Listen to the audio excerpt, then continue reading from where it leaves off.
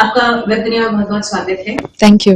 4 तारीख को महाराज जी का जन्मदिन आता है। मुझे बताइए कि बिरजू महाराज जी, जब नाम आपके कानों में पहली बार पड़ता है तो क्या सोचने में आता है? महाराज जी मेरे लिए, कथक का मतलब ही मेरे लिए महाराज जी हैं। ऐसे आर्टिस्ट जो हर तरह से कंप्लीट थे, मैंने अपनी लाइफ में आज तक नहीं देखे। उन्हें लेजेंड ऐसे ही नहीं कहा जाता है। आप महाराज जी के अंदर एक बहुत छोटा सा बच्चा है था, और उनके अंदर बच्चों की तरह जैसे क्यूरियोसिटी होती है ना, हर चीज को लेके उनके अंदर वो क्यूरियोसिटी होती थी अपने आर्ट से रिलेटेड।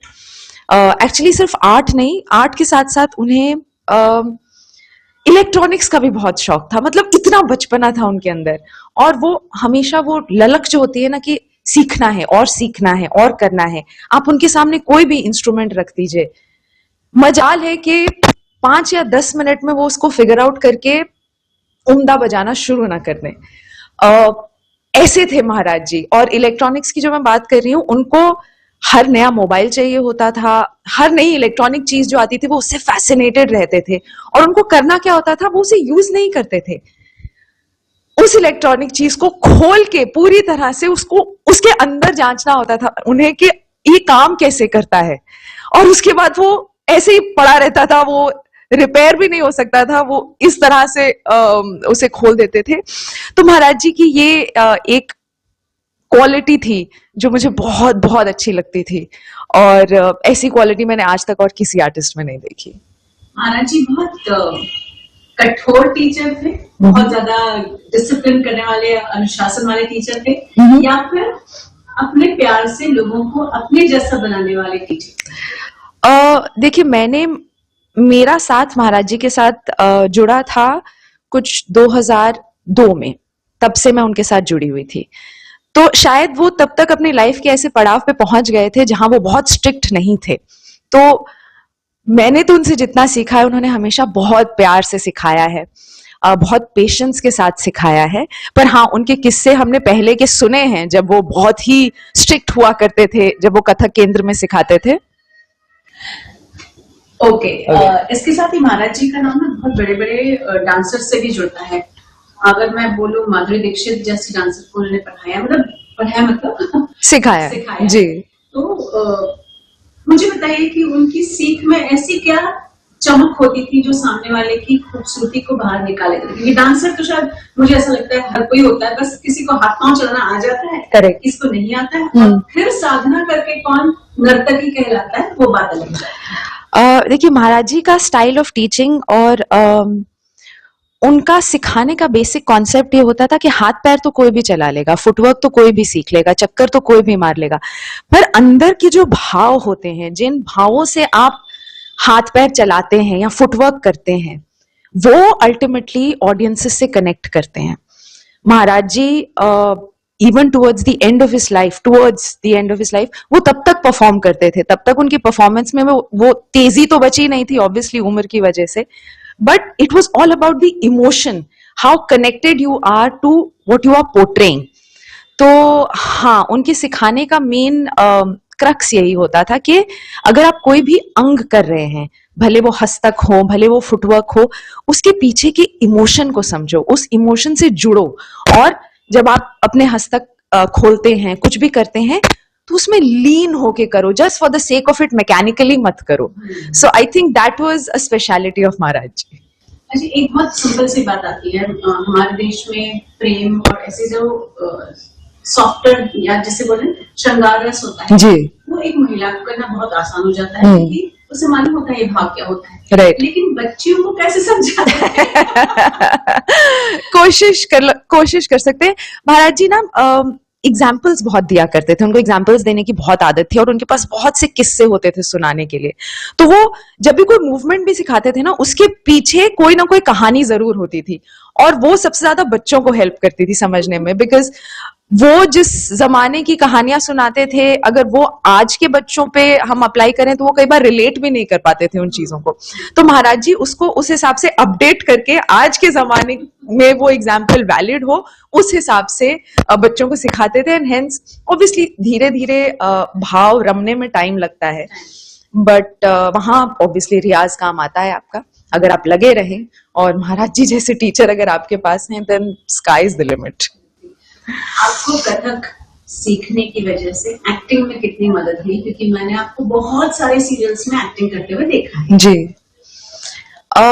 फ्रैंकली स्पीकिंग मेरी एक्टिंग में कोई प्रोफेशनल ट्रेनिंग नहीं है, तो जो है सिर्फ डांस है। स्टेज पे रहने की बचपन से आदत है, 6-7 साल की थी तब से परफॉर्म कर रही हूँ स्टेज पे, तो वो फियर ऑफ कैमरा कभी नहीं था शायद, because of the performances.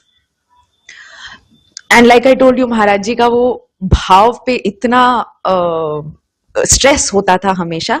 I think हाँ, that help me a lot with acting. मेरी शुरू और बाकी मैंने काम पे सीखा है विद एक्सपीरियंस, कोई प्रोफेशनल ट्रेनिंग ली नहीं, बट हाँ मैंने भी अपनी ग्रोथ देखी है इन पिछले 20 सालों में। बट डांस को मैं आई थिंक मेजॉरिटी श्रेय देना चाहूंगी कि हाँ, because of my dance base मुझे एक्टिंग में उससे बहुत बहुत हेल्प हुई। अब यहाँ पर मैं आपसे जानना चाहूंगी, 20 साल आप कह रही हैं करियर, मुझे तो नहीं लगता है जी आपको देखकर कितना समय आपने दिया है, कल परसों की है। So sweet. इस पूरे समय में आपको लगता है कि जो मकाम, जो सपना आप देख रही हैं वो पूरा हो चुका है, या अभी और बहुत कुछ है जो पाना बाकी है? पाने का मुझे पता नहीं, बट हाँ बहुत कुछ है जो करना बाकी है। मैं उन लोगों में से नहीं हूं जो गोल सेट करते हैं ना कि आज से 5 साल में ये हो जाना चाहिए या मुझे ये करना है। मैंने कभी वैसे गोल सेट ही नहीं किए, शायद मैं बहुत एम्बिशियस नहीं हूं बाय नेचर। मैं छोटे छोटे गोल्स सेट करती हूँ अपने लिए, और जैसे जैसे उनको अचीव करती जाती हूँ वैसे वैसे मुझे लगता है कि मेरी बकेट लिस्ट से चीजें कटती जा रही हैं। फेम का लालच कभी था ही नहीं लाइफ में, कभी भी नहीं। हाँ ये जरूर था कि अगर आप काम अच्छा करोगे तो लोग आपको ऑटोमेटिकली जानने लगेंगे। आज भी कोशिश वही है, आज भी फेम का लालच नहीं है कि और फेमस होना है। हाँ लालच ये जरूर है कि और काम करना है और अच्छा काम करना है और ऐसा काम करना है जो लोगों पर छाप छोड़े, इम्पैक्ट छोड़े। अनुपमा एक सीरियल की मैं बात करती हूँ, बहुत पसंद किया जाता है, मीम्स भी बनते हैं, वो बात अलग है। आपका अनुपमा का सफर कैसा था, उसमें क्या क्या आपको करने का मौका मिला? शॉर्ट एंड स्वीट था। सबसे अच्छी बात ये थी कि मुझे उस शो पे बहुत डांस करने को मिला, बिकॉज मैं एक डांस टीचर प्ले कर रही थी, अनु को डांस सिखाती थी। ये तब की बात है जब अनुपमा की कहानी यूएस चली गई थी, अमेरिका में जो थी, तो वहां दिखाया गया था। मेरे कैरेक्टर का नाम दिया था, तो दिया की डांस एकेडमी थी जहां अनु आती है। एंड ऑब्वियसली मेरे मैक्सिमम सीन्स रूपाली दी के साथ डांस के ही थे, मैक्सिमम डांस सीक्वेंसेस थे। सो हाँ मुझे तो बहुत बहुत मजा आया, और वो पूरी टीम इतनी वार्म और इतनी वेलकमिंग है, the entire team of Anupama. मुझे पहले दिन से, जबकि शो को काफी साल ऑलरेडी हो चुके थे जब मैंने ज्वाइन किया, मुझे कभी ऐसा नहीं लगा कि यू नो मैं इतने सालों के बाद आई हूं या मैं ऑकवर्ड फील करूं। एक्सक्यूज मी, बिल्कुल भी नहीं। पहले दिन से it was a very warm welcome, और जितने दिन मैंने उनके साथ काम किया, everyone was very friendly and very very helpful. Okay, अब मुझे लास्ट में बताइए आगे क्या सपना देखिए। चलो बकेट लिस्ट नहीं बताइए जी, ये मत बताइए एम क्या है, लेकिन छोटे छोटे सपने देखना तो हर एक के हक की बात है। 100%। एक सपना है इवेंचुअली एक डांस स्कूल खोलने का, वो एक सपना है जिसपे कंटिन्यूअस काम चल रहा है, बिकॉज वो ऐसी सी चीज नहीं है जो आप सोचें और कल उठ के शुरू कर दें, बहुत होमवर्क लगता है उसके पीछे। सो हाँ, एक सपना है डांस स्कूल खोलने का। एक सपना है, मैं स्ट्रे एनिमल्स से बहुत अटैच्ड हूँ। एनजीओस के साथ काम करती हूँ, तो उनके लिए कुछ कर पाने का बहुत सालों से मन में है। क्या होगा, कैसे होगा, कब होगा, मुझे नहीं पता, बट एक दिन जरूर होगा, इतना जानती हूँ। और बाकी तो छोटे छोटे सपने हैं, जैसे मैंने आपको कहा कि काम करें, काम मिलता जाए, अच्छा अच्छा काम करते जाएं और लोगों को खुश करते जाएं।